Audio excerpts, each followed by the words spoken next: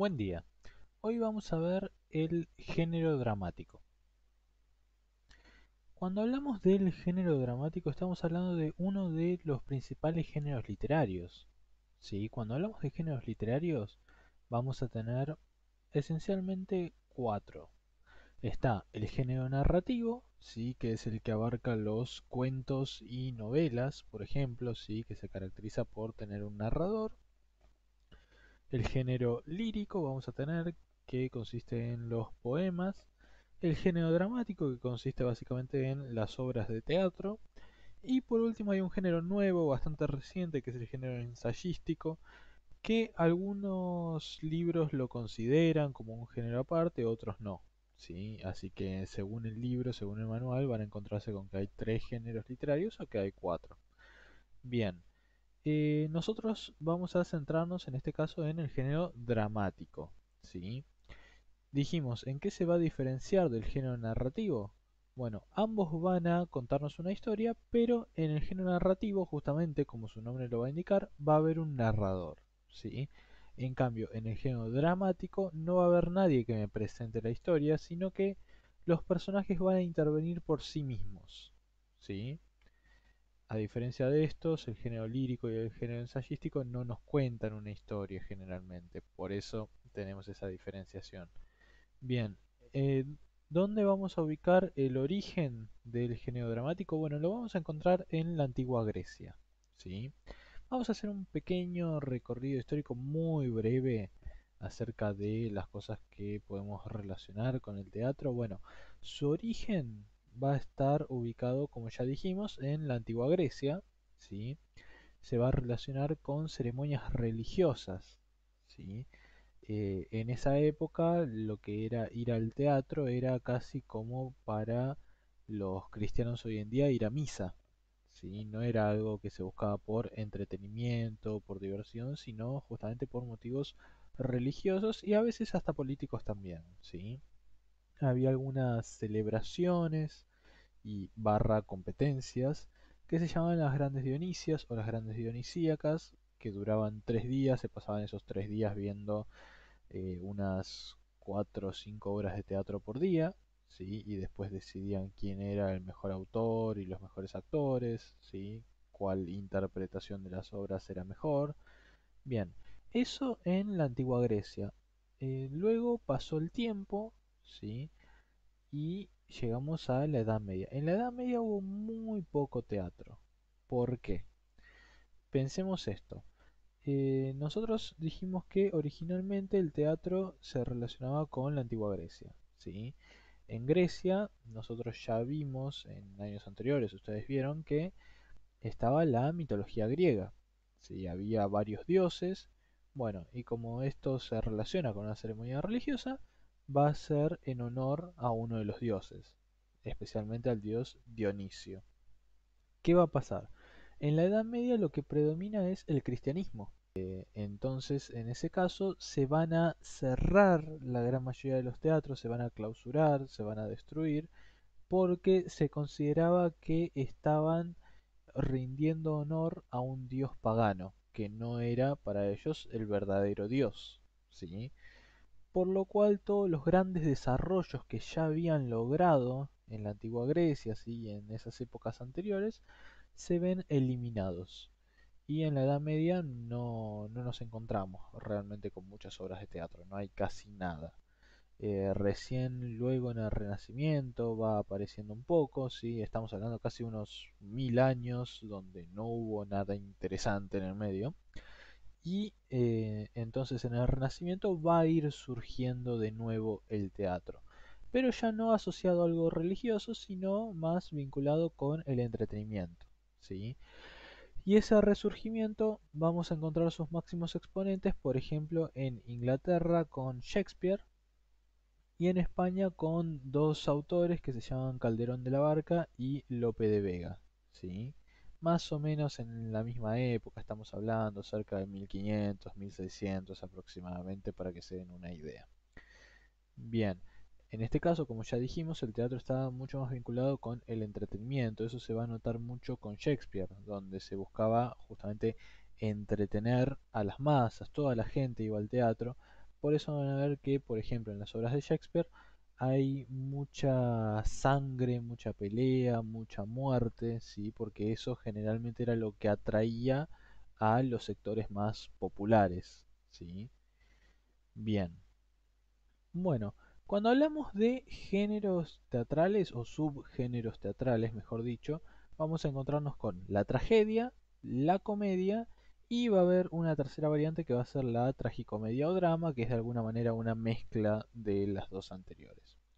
La primera entonces va a ser la tragedia. ¿Qué vamos a encontrar acá? Bueno, esto se relaciona mucho con la tragedia griega, con la tragedia en su origen. Vamos a encontrarnos con, como personajes, gente noble, ¿sí? Reyes, héroes, dioses, que generalmente son atormentados por grandes pasiones que los impulsan, ¿sí? Generalmente se mueven por quizás el orgullo, por la pasión, por el deseo, por la ira, ¿sí? Y debido a eso desafían al destino, pero sufren un castigo. Esto principalmente en la tragedia griega, en la tragedia en su origen, ¿sí? Eh, bueno, generalmente se da la muerte, ¿sí? O el sufrimiento de estos protagonistas. Y el propósito de la tragedia generalmente era llevar al espectador a reflexionar sobre las consecuencias que podía tener ese sentir, ese sentimiento y esa acción desmedidas.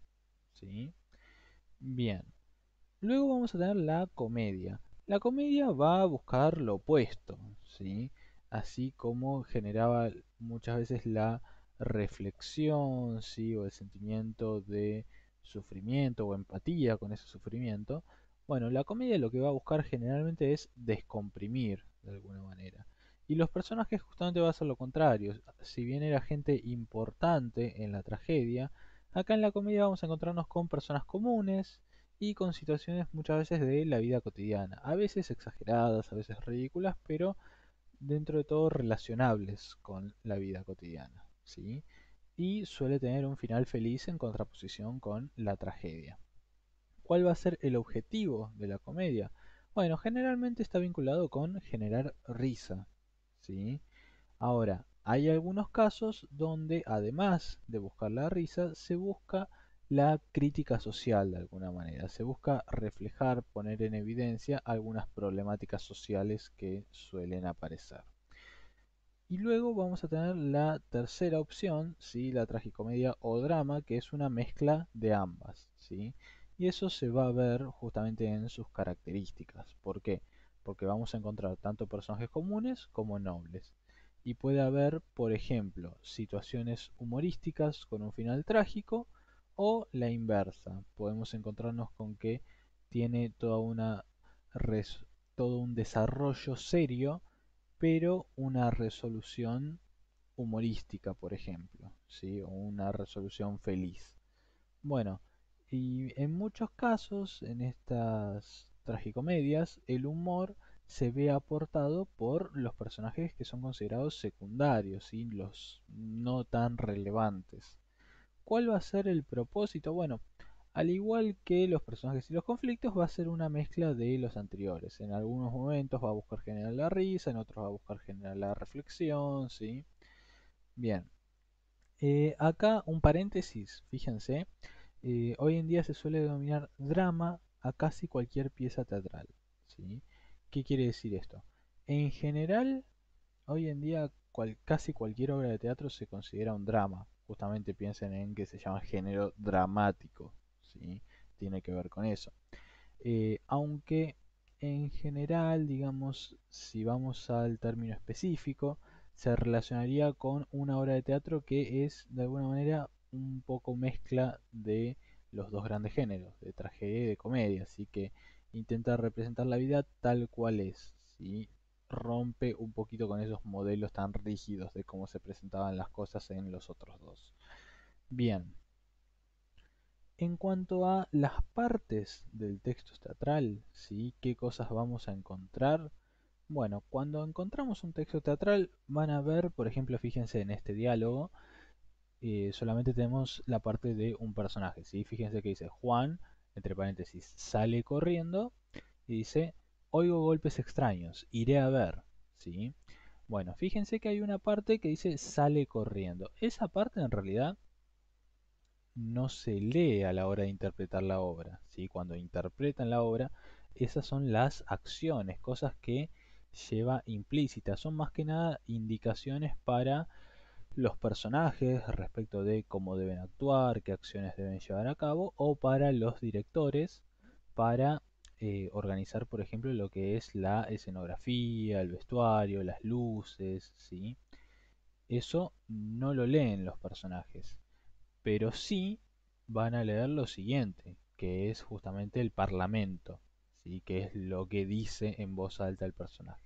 Lo que está entre paréntesis o en cursiva, generalmente ambas, van a ser lo que se denominan como acotaciones, ¿sí? Y originalmente se llamaban en el antiguo griego didascalias. Puede ser que lo encuentren con un nombre, puede ser que lo encuentren con el otro. Todavía se suele usar a veces el término didascalias, pero lo más normal es encontrarlo como acotaciones, ¿sí?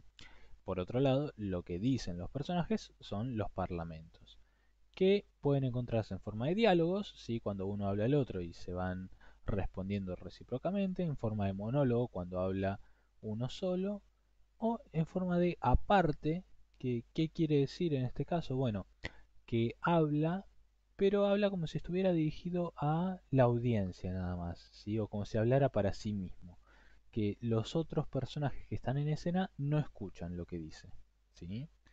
Bien, eso en cuanto a las partes del texto teatral. Bien, en cuanto a la estructura teatral, sí, vamos a ver que tenemos tres componentes principales que son los actos, los cuadros y las escenas, ¿sí? De alguna manera están como en forma de mamushka, ¿sí? Uno dentro del otro. El más grande es el acto, ¿sí?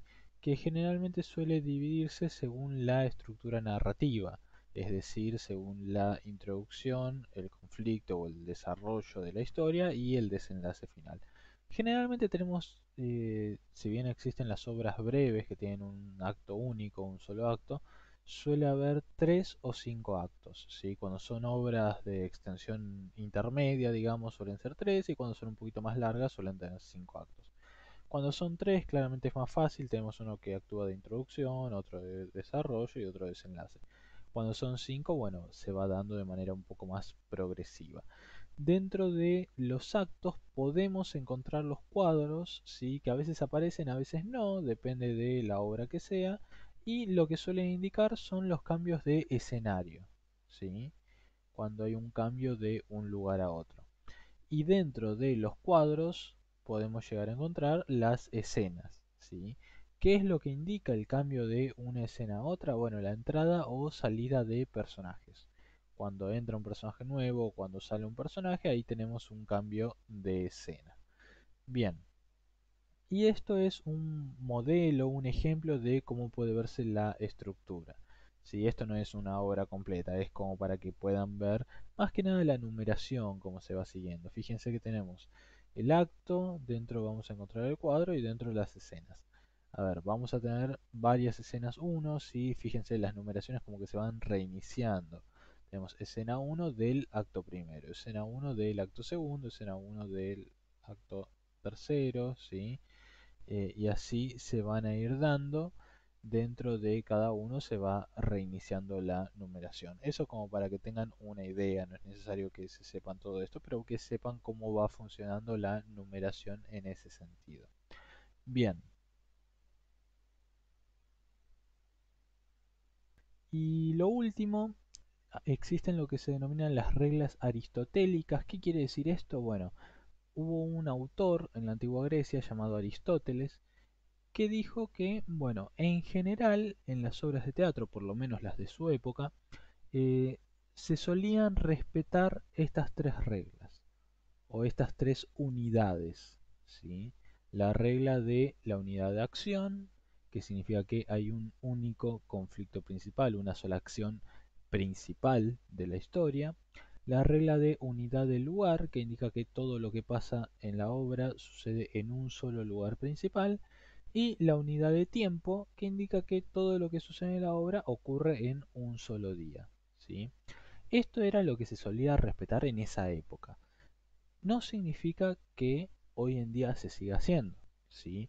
Esto suele variar mucho hoy en día, pero en esa época solía respetarse mucho y cada tanto alguna que otra obra actual también respeta estos elementos. Bien, esto fue una breve introducción a lo que son las obras teatrales, la teoría de las obras teatrales del género dramático en general, ¿sí? Espero que se haya comprendido. Si hay alguna duda, algo que no se haya entendido, ya saben, me lo consultan, ¿sí? Que tengan un buen día. Hasta luego.